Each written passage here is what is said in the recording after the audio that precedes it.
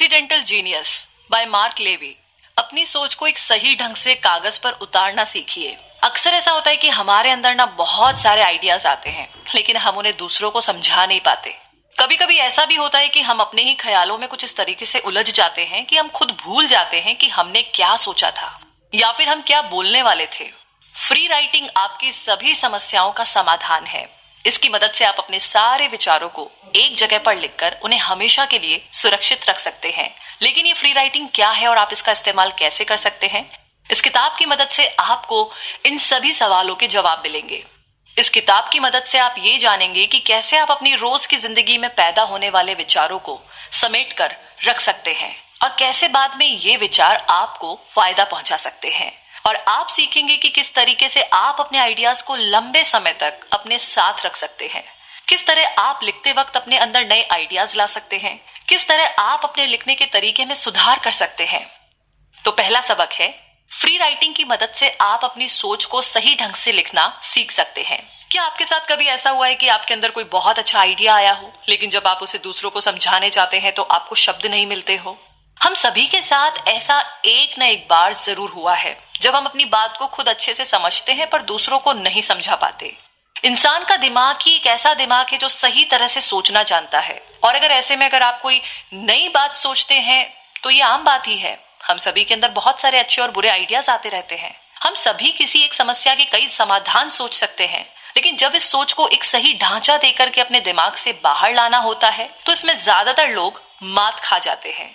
लेकिन ऐसा क्यों होता है? तो इसका जवाब है कि हमारा दिमाग आलसी होता है। ये हमारी सोच को सही ढंग से नहीं रखता, बल्कि उन्हें आपस में ही उलझा देता है। इसे सुलझाने के लिए आप फ्री राइटिंग का इस्तेमाल कर सकते हैं। फ्री राइटिंग एक ऐसा तरीका है जिसका इस्तेमाल हर कोई कर सकता है। ये सिर्फ लेखकों या बिजनेसमैन के लिए ही नहीं, बल्कि हर उस व्यक्ति के लिए है जो सोच सकता है। आप इसके इस्तेमाल से अपनी जिंदगी के और साथ ही अपने काम के फैसलों को अच्छे से लेना सीख सकते हैं। फ्री राइटिंग एक ऐसा तरीका है जिसकी मदद से आप अपनी सोच को एक सही आकार देकर के कागज पर लिख सकते हैं, जिससे कि दूसरे लोग आपकी बातों को अच्छे से समझ सके। इसमें आप कुछ नियमों का इस्तेमाल करके अपनी सोच को लिखना सीख सकते हैं, जिससे कि आपको बहुत फायदा मिल सकता है। तो आइए जानते हैं दूसरा सबक। कुछ नियमों के इस्तेमाल से आप फ्री राइटिंग आसानी से सीख सकते हैं। फ्री राइटिंग के कुछ नियम हैं जिनका इस्तेमाल करके आप इसका फायदा पा सकते हैं। अपनी अपेक्षाओं को कम करें। आप एक साथ सब कुछ हासिल करने की कोशिश मत कीजिए। अगर आप कुछ लिखने बैठते हैं तो आप यहाँ पर वहाँ की चीजें मत लिखिए।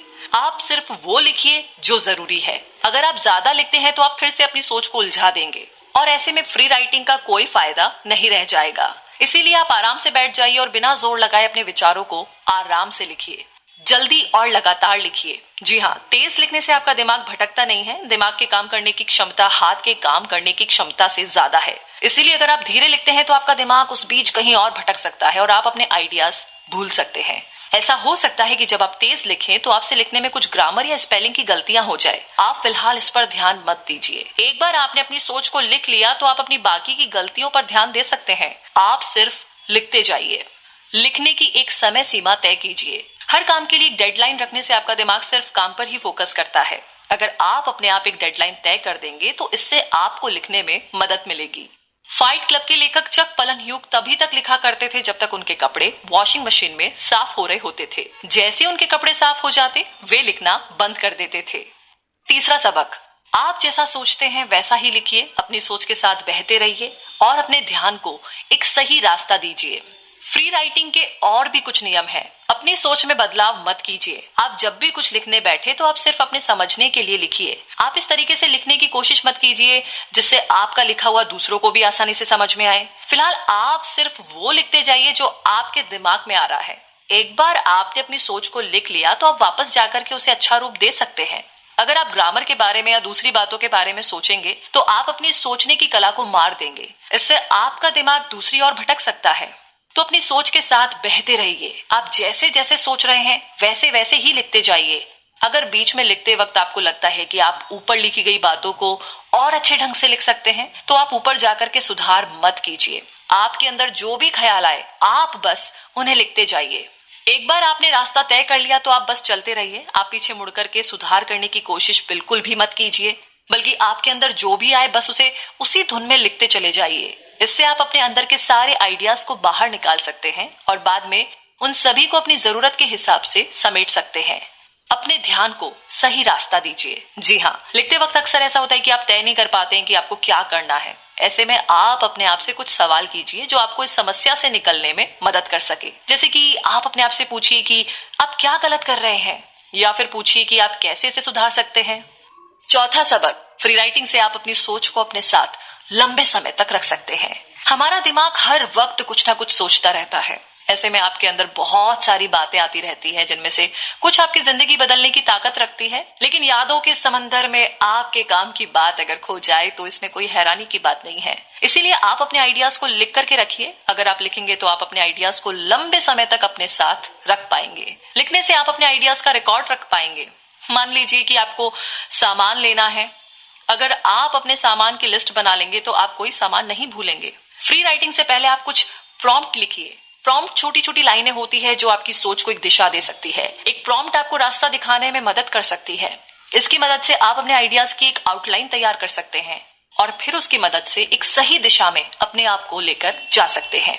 मान लीजिए आप एक कहानी लिख रहे हैं और कहानी की शुरुआत आप कुछ इस तरीके से कर सकते हैं, ये बात उस समय की है जब, या फिर आप इसकी शुरुआत ये लिख करके कर सकते हैं, मुझे अब भी वो दिन याद है जब। तो इस तरीके की दूसरी लाइनें भी आपको आपकी कहानी की शुरुआत करने में मदद कर सकती है। प्रॉम्प्ट लिखने से आपके अंदर कुछ नए आइडियाज आ सकते हैं। ये आपके लिखने में आपकी काफी हद तक मदद कर सकता है। पांचवा सबक, पुराने आइडियाज को छोड़कर के आप नए और बेहतर आइडियाज के लिए जगह बना सकते हैं। लिखते वक्त ज्यादा सोचने से आप अपने विचारों को उलझा सकते हैं। ऐसे में आपकी लिखी गई बातों को समझ पाना मुश्किल हो सकता है। अपने आइडियाज को आसान से आसान शब्दों में लिखने के लिए आप ज्यादा मत सोचिए। ज्यादा सोचना हमेशा ही नुकसानदायक होता है।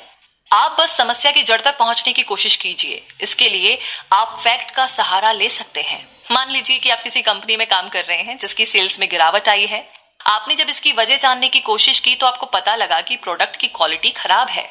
क्वालिटी के खराब होने की वजह थी कि कर्मचारी अपना काम सही तरीके से नहीं कर रहे थे, और उनके सही से काम ना करने की वजह थी कि उन्हें अच्छी सैलरी नहीं मिल रही थी। तो इस तरीके से एक फैक्ट आपके अंदर बहुत सारे विचार पैदा कर सकता है और आप समस्या की जड़ तक पहुंच सकते हैं। अब आगे समस्या से निकलने का दूसरा तरीका है कि आप पुराने आइडियाज को छोड़ दीजिए। अगर आपके पास हर बार कोई समस्या आ रही है तो उसका मतलब है कि आपके सोचने और काम करने का तरीका गलत है। आप पुराने आइडियाज को छोड़ करके खुद से सवाल कीजिए कि उनमें कहां पर खराबी थी। ऐसा करने से आप अपनी कमियों को जान सकेंगे। आपको पता लगेगा कि असल में समस्या कहाँ है और उससे निपटने के लिए आप क्या कर सकते हैं। जब आप अपने अंदर नए आइडियाज लाने की कोशिश करेंगे तो आपके पास बहुत सारे आइडियाज हो जाएंगे और आप तब आसानी से चुन सकते हैं कि कौन सा आइडिया आपके लिए सही है। आप तुरंत ही एक परफेक्ट आइडिया बनाने की कोशिश मत कीजिए। आप सबसे पहले समस्या को पहचानिए और फिर उससे निपटने के लिए जितना हो सके उतने नए आइडियाज लेकर के आइए। फिर आप उन आइडियाज में से सबसे अच्छे आइडिया को ढूंढिए। तो इससे आप अपनी परेशानी से आसानी से छुटकारा पा सकते हैं। छठा सबक, फ्री राइटिंग में खुद से झूठ बोलना गलत बात नहीं है। जी हाँ, खुद से झूठ बोलने का मतलब है अपने आप को असलियत से कहीं दूर किसी सपने की दुनिया में ले जाना। तो इस तरीके से सोचने पर आपके अंदर नए नए आइडियाज आ सकते हैं। अगर आप लिखते वक्त सिर्फ असल दुनिया में रहेंगे तो आप अपने अंदर की सोचने की क्षमता को कभी भी बाहर नहीं ला सकेंगे। ख्यालों की दुनिया में आप कुछ भी सोच सकते हैं, जिससे आप हर कैद से आजाद हो सकते हैं और अपने आप को कुछ भी सोचने पर मजबूर कर देते हैं। अपनी सोच को बढ़ावा देने का दूसरा तरीका है कि आप सोचिए कि कोई आपके बगल में बैठ करके आपसे सवाल कर रहा है। वो आपको आइडियाज दे रहा है और आपके अंदर सुधार करने की पूरी कोशिश कर रहा है। उसकी सोच आपकी सोच से अलग और बेहतर है। अगर आप ऐसा सोचेंगे तो आप अपने आप को उसके जैसा बनाने की कोशिश करेंगे। आप जब भी उससे बात करेंगे तो आप अपने आप को ऊपर उठाकर अपनी सोच को उसके लेवल में ला करके बात करने की कोशिश करेंगे, जिससे कि आपके सोचने की क्षमता बढ़ जाएगी। लेकिन आप इस बात का ध्यान रखिए कि आप उस सोच वाले व्यक्ति को पूरी तरीके से परफेक्ट ना बना दे। आप ये मत सोचिए कि महात्मा गांधी या फिर एपीजे अब्दुल कलाम आपके बगल में बैठ करके आपको मशवरा दे रहे हैं। अगर आप ऐसा सोचते हैं तो आप अनजाने में ही अपनी कमियों को उनसे छुपाने की कोशिश करेंगे, जिसकी वजह से आप कभी भी ऊपर नहीं उठ पाएंगे। आपके ख्यालों का व्यक्ति आपके दोस्त जैसा होना चाहिए, जिससे कि आप खुल करके सारी बातें कर सके। सातवां सबक, अपने लिखे गए आइडियाज को बांटिए और लिखने के लिए खुद को ज्यादा समय दीजिए। अगर आप अपने आइडियाज को अपने तक ही रखेंगे तो आपको कभी भी पता नहीं चलेगा कि क्या आपके आइडियाज वाकई में अच्छे हैं या नहीं। आप दूसरे लोगों को अपनी लिखी हुई चीजें दिखाइए और उनसे पूछिए कि उन्हें ये कैसा लगा। इससे ना आप अपने विचारों के साथ साथ दूसरे के विचारों का भी इस्तेमाल कर सकते हैं और साथ ही अपनी कमियों को समझ सकते हैं। जब भी हम किसी चीज से बहुत ज्यादा प्यार करते हैं तो हम उसकी बुराइयों को नहीं देख पाते। इसीलिए अगर आप अपने आइडियाज में खराबियां ढूंढ करके उन्हें और बेहतर बनाना चाहते हैं तो आप अपने किसी दोस्त को वो आइडियाज दिखाइए और उनसे सलाह लीजिए कि आपको क्या करना चाहिए जिससे कि आपका काम और अच्छा हो सके। इसके अलावा आप रोज की जिंदगी से भी काफी सारे आइडियाज पा सकते हैं। अगर आप अपने आसपास देखें तो आपको बहुत सारी ऐसी घटनाएं मिलेगी जिनसे प्रेरित होकर के आप अपने काम में सुधार कर सकते हैं। आप अपनी आंखों को हमेशा कुछ ढूंढते रहने के काम पर लगाइए। आप अलग अलग लोगों से मिलकर के उनके बारे में जानने की कोशिश कीजिए। अगर आपको कोई कहानी पसंद आती है तो आप उसे अपने आइडिया के साथ जोड़ने की कोशिश कीजिए। अगर आप अपने आइडिया को अच्छे से नहीं लिख पा रहे हैं तो आप अपने आप को ज्यादा समय दीजिए। इस समय में आप ज्यादा सोच सकते हैं और आप किसी दूसरी किताब में अपने काम की कोई चीज ढूंढ भी सकते हैं। आप इस लंबे समय को कई भागों में बांटिए। आप कुछ समय तक लिखिए और फिर अपने लिखे हुए को पढ़िए जिससे कि आपको अपनी गलतियां मिल सके और आप उसमें कुछ जरूरी बदलाव कर सके। इसके बाद फिर से आप लिखिए और फिर उसमें सुधार कीजिए। तो धीरे धीरे आप अपने काम को पूरा कर लेंगे। 8वां सबक, आप अपनी लिखी गई चीजों को संभाल कर रखिए। आप जो भी लिखे उसे कहीं ना कहीं संभाल करके जरूर रखिए। अपने आइडिया को कभी भी खोने मत दीजिए। ऐसा करने पर जब आप बाद में उसे पढ़ेंगे तो आप उन आइडियाज पे छुपी हुई खराबी को पहचान करके उन्हें एक नया रूप दे सकते हैं। अगर आप अपने सारे आइडियाज को संभाल कर रखें तो आप उनमें से बहुत सारी काम की चीजों को निकाल करके कुछ नया और बेहतर बना सकते हैं। आपके आइडियाज किसी न किसी मोड़ पर जरूर काम आएंगे। उनका इस्तेमाल करके आप भविष्य में आने वाली परेशानियों से निपट सकते हैं या फिर भविष्य में उन आइडियाज पर फिर से काम शुरू कर सकते हैं।